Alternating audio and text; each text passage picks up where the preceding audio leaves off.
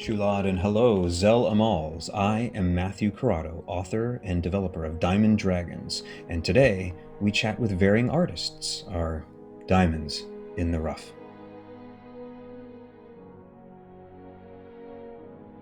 And we are here not for my book and screenplay today, but we're here with Stephen Olson. So Stephen, welcome to the show. Thank you. Thanks for letting me in. My pleasure. Anytime I get to come in and talk about myself, I'm always willing to do that. Hey, that's good. That's what it's all about. So Stephen, tell us about yourself and tell us about your work.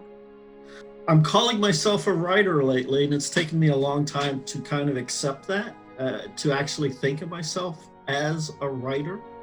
I started writing earnestly probably within the last 5 years, but since then I've written about 80 short scripts and about 4 or 5 feature lengths.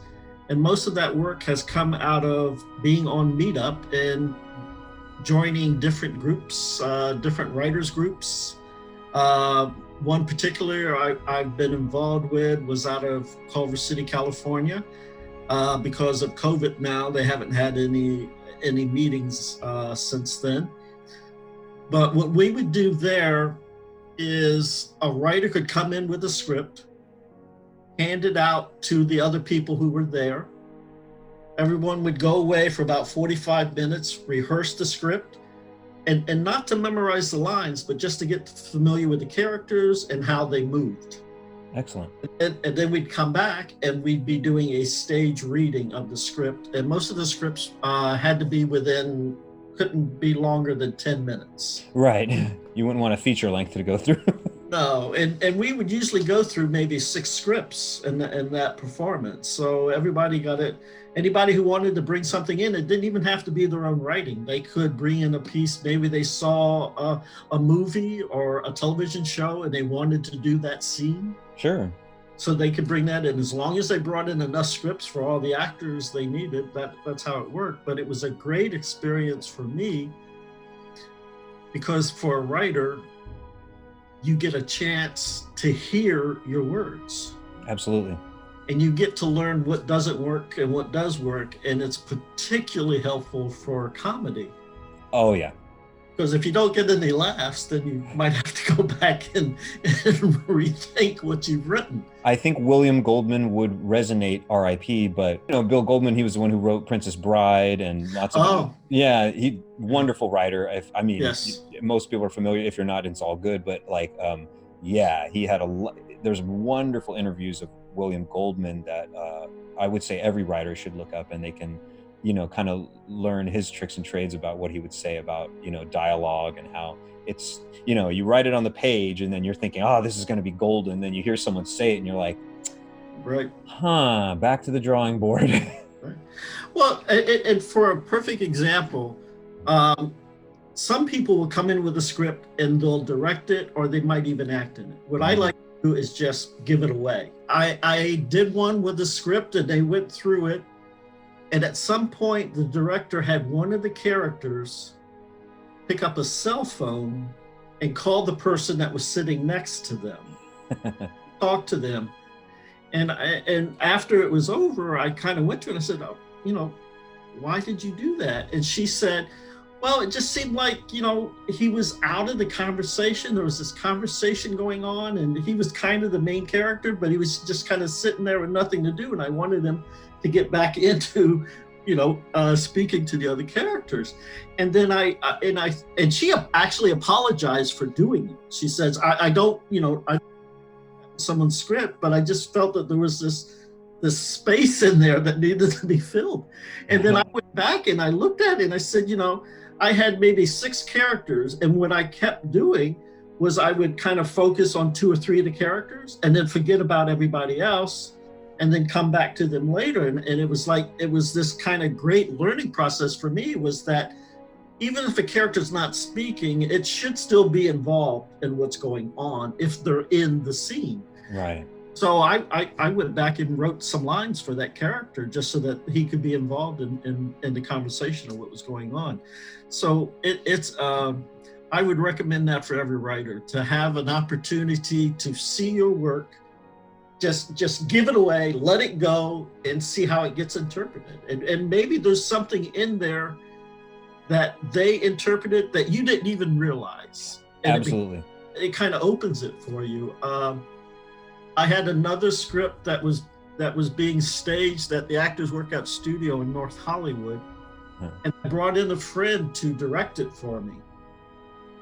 And she found so much in that script. It was like, it was a funny script, and I didn't realize how funny it was. But because of the way she was getting the actors to perform those lines and what they were doing with those lines, it made it very, very funny. And it was like just kind of eye-opening that, you know, someone could come in and see something else in your script, even after you've written it, that you didn't realize was there. So it's funny you mentioned that too, Stephen. I'll share a short story. I was in a play in college. This is my early acting years or whatnot. And it was written by one of the professors at the university. His name was Professor Lynn Elliott, and he was from Wales. And he wrote this beautiful script. It was very dark because it was called And We Were Left Darkling. And it was about the Holocaust. So it was essentially like a Schindler's List style thing. And it had only been performed one time before, and I was cast in this one particular role, a young kind of Polish boy named Istvan Istocki. But in any case, when I started working on it, and we all had the beautiful ability to say, we can just ask Lynn some questions about this, which is great, because how often do you get to ask the playwright anything? So that was good. But what happened is exactly what you were saying, is I started doing things just as an actor. And I wasn't really trying to impress anyone. I was just trying to do my work. And at one point, Lynn pulled me aside. He says, you know, Matthew, I gotta tell you, this has only been performed, you know, once, or I don't know, maybe it was twice before. And he said, just the other actors, they were fine. There's nothing wrong with them. I'm not being angry. But he says, the things that you brought to Istvan Istocki, it's crazy, Matthew. Like, I didn't expect any of these things that you did on it. And I said, oh, well, and I was very young. So I was like, uh-oh, I messed up. But no, he was saying, no. I'm very impressed with it. It makes it a lot more powerful emotionally and da-da-da-da. So I think that is definitely key. And that's something that as an actor I've resonated with, which is it's a collaborative experience. Right. Whether it's a film or a theatrical performance or even a book, you're needing to get input so that things do feel more, I want to say, grounded in reality, you know? And not necessarily reality like, well, but it's a fantasy script and you've got, you know, medieval people casting magic spells. I'm like, I don't mean that kind of reality. What I mean is that people are not watching things and going, why is that character then just standing around doing nothing? Like, it makes no sense. They would at least do something. And if you don't realize that, then you end up making a film where later people go, yeah, that one character just stood there the whole time and watched his friends die, and then shows up at the end, you know, 15 minutes later, and you're like, oh no, what have I done? Right? Yeah, well, a similar script. This was actually a feature-length script, but because of the group having to do things 10 minutes at a time, I was bringing it in 10-minute pieces. Right.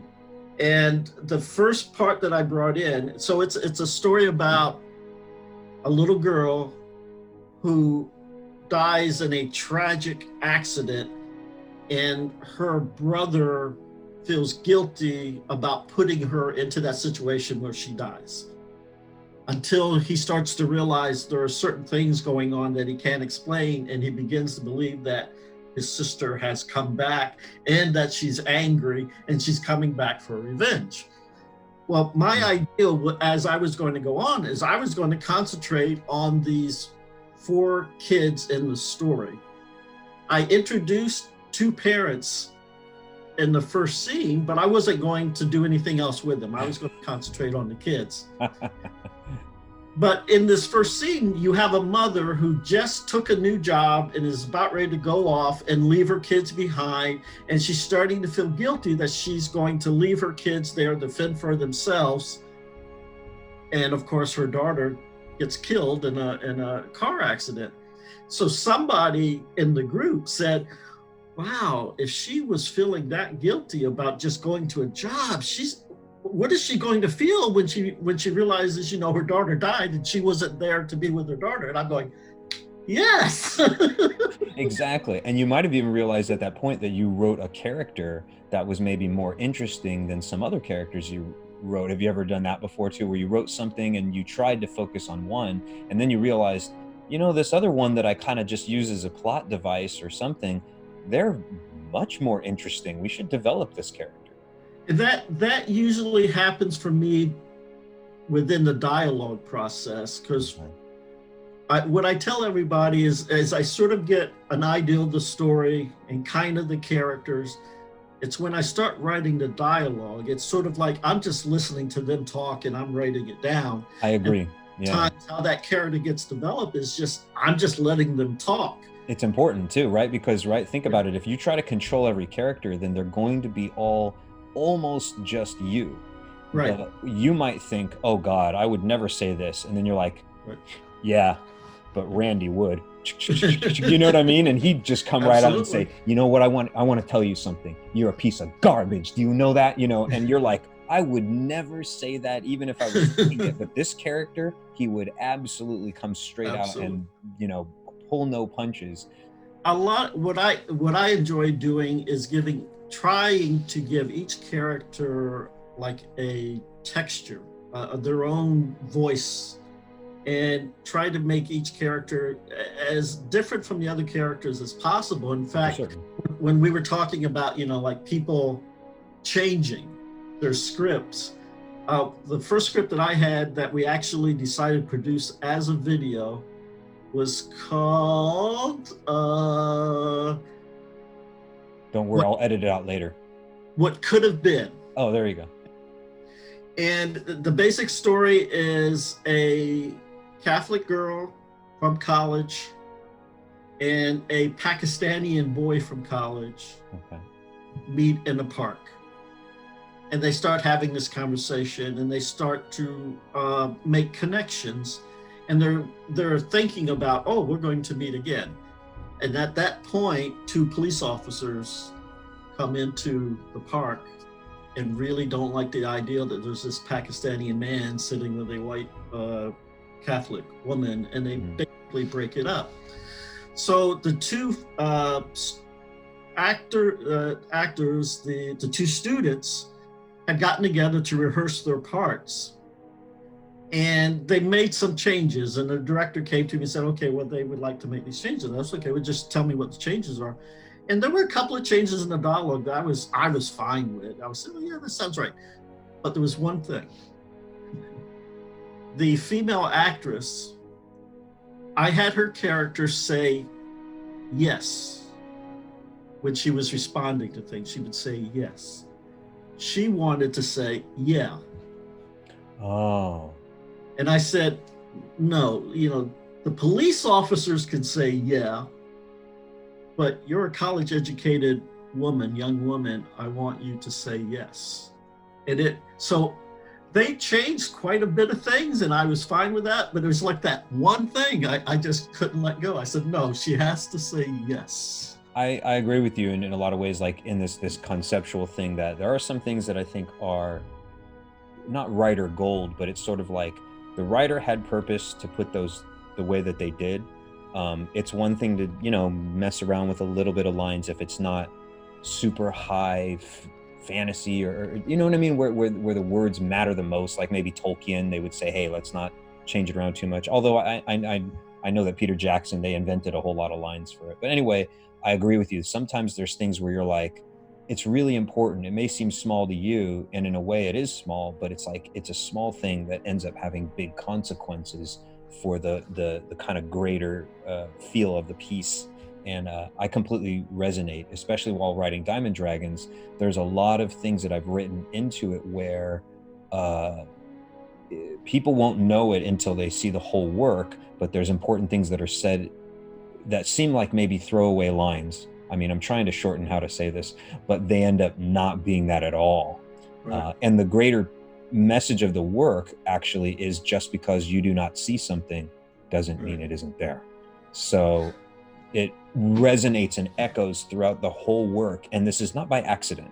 This is not by happenstance. This is not by me being casual, oh, whatever, they could say whatever they want. It's actually important that all the lines transpire a certain way. It doesn't mean that I'm not open to changes. I've been making a lot of changes to it, but I agree with you that there's some things that you're like, no, it's important that that character says it that very specific way in that very specific word.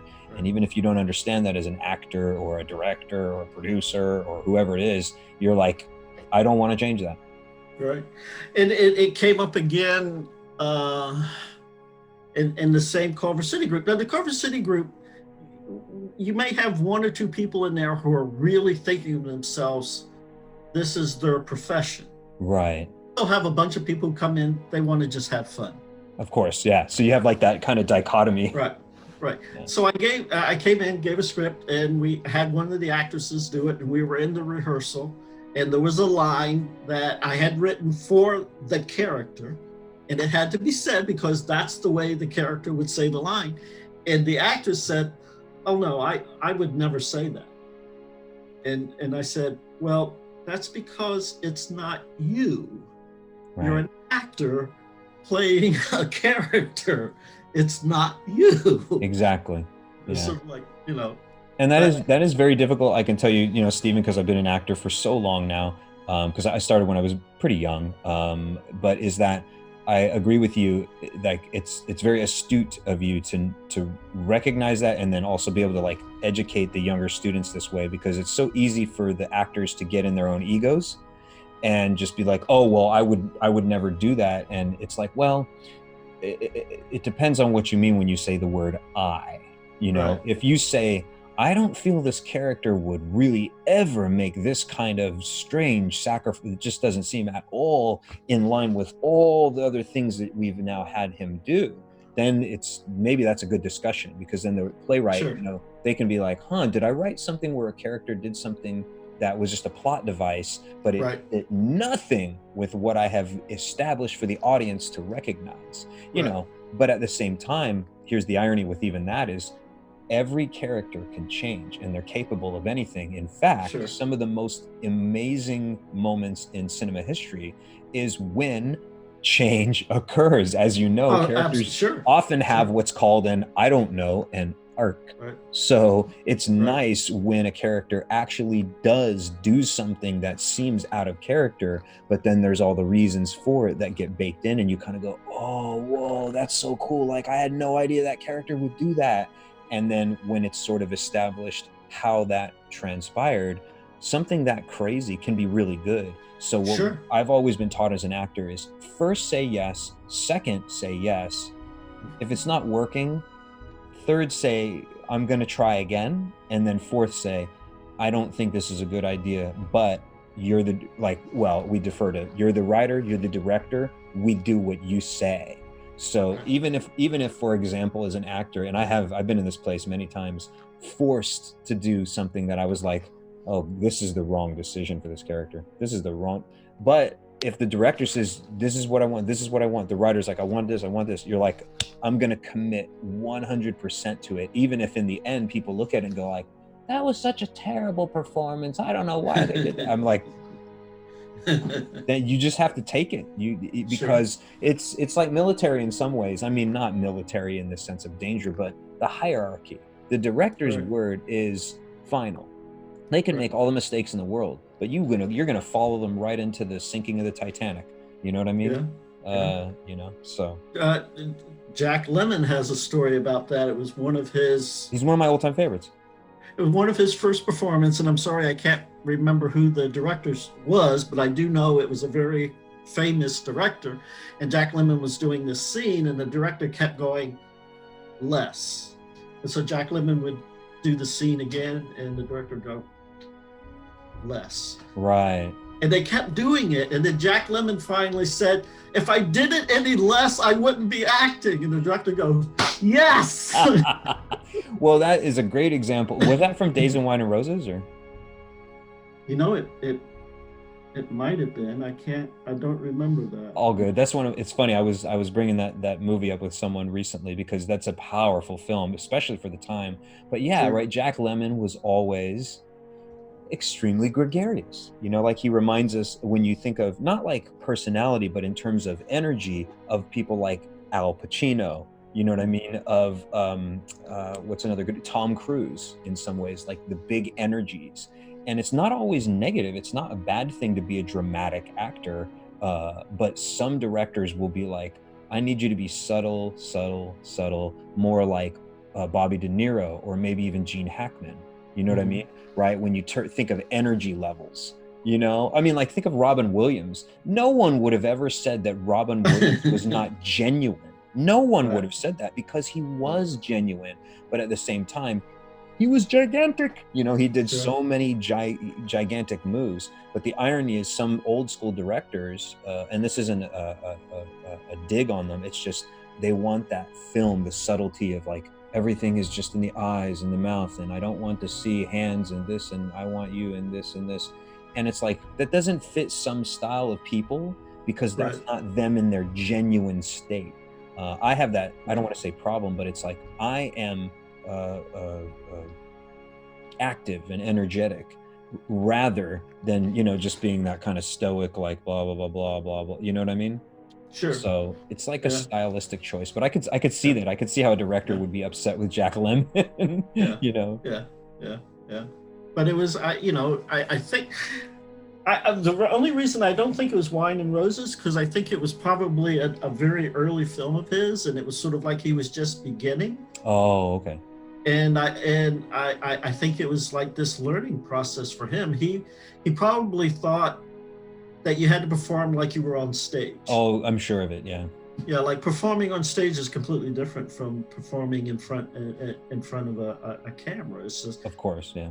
You know, because you have to be bigger on stage, because you got your audience way back in the back seat back there. They can barely see your face, but you know, the expression you do, they're going to understand what's going on. But on the camera, you don't need it. So well, and it depends on the shot, as we know. But you're right, most of the shots are going to be, you know, just a close or medium or whatever. But when you have a wide, you know, it's true, then you have more flexibility depending on things. But you're absolutely right. Like, acting for the camera is extremely different from the theatrical, but they're still, like, I always feel like it's like that math thing. There's the union, you know what I mean, where they have the two circles that intersect or whatnot. It's definitely like two sports, you know, but same playing field, you know? Yeah. So what's one of your worst writing habits? I think for me is not starting. And like, as I said at the beginning, it's taken me this long to think of myself as a writer, but it's mostly because of my past experience, going all the way back to junior high and high school and being a terrible student. What do they call it? An imposter syndrome? I've always been someone who's done something on the creative end. My first passion was painting. Oh, great. And that came to me because I had a sixth grade teacher who put up a drawing that I did. I'm going, what are my drawings? Kind of thing. And so I didn't think about writing, because as I was taking writing in school, it was always the grammar thing, you know, the punctuation, the misspelling a word, you know. Right, all the banal things. Right, it didn't matter what you wrote. What mattered was, did it look right? And that's completely the opposite of what is the meaning. Like, right, they talk about the meaning in life. You know, the meaning in life is not to, cross all your T's and dot all your I's. It's like, get something done that means something and makes a difference. Sure. Yeah. I would have loved to have had a teacher that said, you know, that's an interesting story, and the content is good, and I like the way this has been developed, but, you know, you need to, you use there instead of there. Exactly. In fact, it's funny, I resonate with that, which is, I look at it this way, and I've been on a lot of these screenwriting groups at a certain points, and I'm always seeing people say, can I do this and this and this and this and this and blah, blah, and what about that? And I'm like, look, formatting can always be adjusted. Always. Right. Even when people say, what software should I use? Because I'm afraid if I use Microsoft Word, but I can't do that, and I'm supposed to use Final Draft, blah, blah, blah, blah. I'm like, you can always change it's sort of like, do I want to write on a blank piece of paper that's white, or do I want to write on a blank piece of paper that's blue? I'm like, yeah, but the point is, what did you write on that paper? Absolutely. You know, like, not did you format on like, oh, you used capital letters here, well, that means your whole script is awful. Like, that's ridiculous. It's just nonsense to think that a semicolon out of place means that the work is part of my French, but jank. You know, the idea would be that, well, a good story is a good story, a great story is a great story, independent of those things, and formatting can always be adjusted. Now, let me ask you this other one, of course, which is, what's one of your best habits then? So you had your worst habit, feeling like you didn't start. What's one of your best habits of writing, or best tools or something? Well, and again, coming into it late, I think one of my best habits is to grab any opportunity that comes along. And as for an example, your podcast, you know, I saw you mentioning it on Facebook, and say, you know, 40 years ago, I would have looked at that and probably just passed over it. But because I'm 64 and I'm still trying to achieve some means of recognition, I find that for me, because of my age, I have to grab anything that comes along. And I would put that out again for anybody who's struggling with writing, no matter how old you are. If you see something and you think just there's the slightest bit that you think you fulfilled those parameters or those requirements, try it, take it. I agree. In fact, there's something I always caught myself saying to a lot of people under a lot of different circumstances, which I won't go into all of them, but the point was, I found myself saying often, you only have so many years on this earth to do whatever it is that you want to do. So I suggest you get going, you know? And people were like, okay, then, like, you know, why you got to be so harsh? I'm like, because even though you might feel that, oh, well, I'm 20, I'm going to have plenty of life. I'm like, you don't know that. You don't know. Like, maybe you'll get hit by a bus. Maybe you'll develop cancer. Maybe you'll be like Chadwick Boseman. Like, I mean, we all know that situation, which was terrible. You know, he was still a young man. I mean, sure, he was 42 or 3, I think 43, but his life was cut short, and he had all the semblance of success and all these wonderful things that maybe other people could not have gotten. And the point was, though, imagine if he had waited. And Dustin Hoffman had a great interview where he was talking about, when you're 20, you can double your life. You can see 40. And when you're 40, you can say, yeah, I'm going to live to be 80. But when you're 60, I'm never going to make it to 120. So whatever I'm going to accomplish, I better do as soon as I can. I got to stop putting it off and waiting. Yeah. It's funny you even mentioned that, because even behind me, you can almost see the tagline. I'm not sure if people will be able to read it, but the tagline to the Diamond Dragons book is, "Time is the only resource for which no creature may bargain." And so, you know, hopefully people will see that and be like, whoa, this seems like it has to do more with, there's more to this story than just dragons. And I'll be like, not to quote Walter White, but you're goddamn right. You know? So, and I have a script that has to deal with time. There you go. And it's about a guy who misses a bus to go to work and realizes this was his last chance to get to work on time. That's awesome. Told him, if you don't come in on time tomorrow, you're fired. So he sits down on the bench, and this little guy shows up next to him with this big case and basically says, oh, you need 20 minutes? And he takes out a timepiece and he says, just press this button and you'll get 20 minutes. But he warns him, he says, you know, time is a limited source. Once it's used, it's gone forever. If you take 20 minutes, it's going to come from somebody else. Nice. Yeah. I like it. Yeah. What's the worst advice you've been given, either as an artist or a writer, do you think?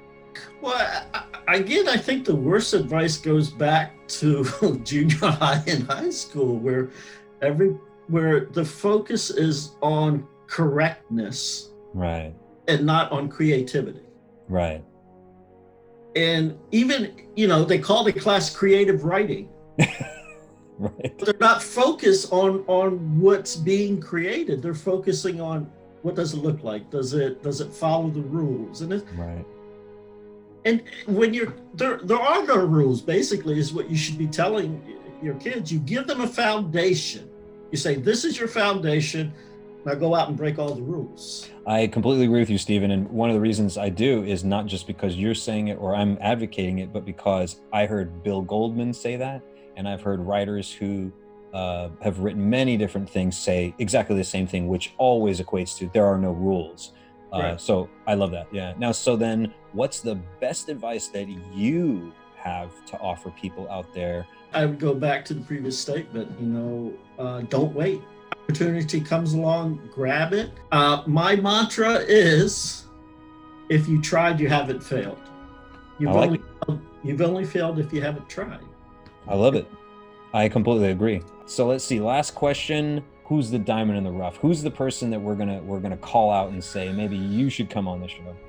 Well, the first person that I thought of, his name is Henry Graham Murray, a young actor in the Shakespearean Youth Theatre out of England. Awesome. He worked for BBC as a producer and director. I met him in California at the Culver City Group. Excellent. And he's actually directed a few of my scripts, and we've actually have produced them through Zoom. Oh, that's awesome. And have put them on Facebook under the page. It's called Playhouse 2020 Presents. And we've been producing these since COVID. We were both stuck inside, and a lot of the groups that we belonged to were no longer meeting. And he said, why don't we just start producing some of your scripts? And so that's what we've been doing. So not only is he a great director, he's a great actor, has a great accent, he's also a beautiful photographer. So he would have a lot to talk about. I love it. I love it. That's great. I hope we can get him on the show. So that's what we'll have to do is we'll get in contact with him. Well, Stephen, thanks so much. It's been a pleasure, and thanks for coming to the Diamond Discussions. Sure. Again, I'm Matthew Carauddo, the creator of Diamond Dragons, which is a book and a screenplay. You can learn more about my work and Stephen's by looking at the links in the description. And please, if you're enjoying these Diamond Discussions, give a like and comment and support, and maybe share it with a friend. So any last words, Stephen? No, I just, like I said, any opportunity that comes along, I appreciate just the opportunity of being able to get out there and talk about the work that I've been doing. And I really appreciate you giving me the time. Hey, well, the feeling is reflexive because that's important. I think everybody has to take opportunities and also create them. So I think that's how it works out there, is that the artists, if they just sit on their own and do nothing, then they're not going to meet other people. But if they actually create some opportunities, then other people can create opportunities, and it kind of cascades from there. Thanks so much, Stephen. We'll see you all next time in the next video. Thanks for watching. Would you like to be a guest on the show, or do you know a diamond in the rough who should? Contact us, DiamondDragonsTale@gmail.com. Until then, Chiong, Chifoy, Vas Res, and Iyayalaha.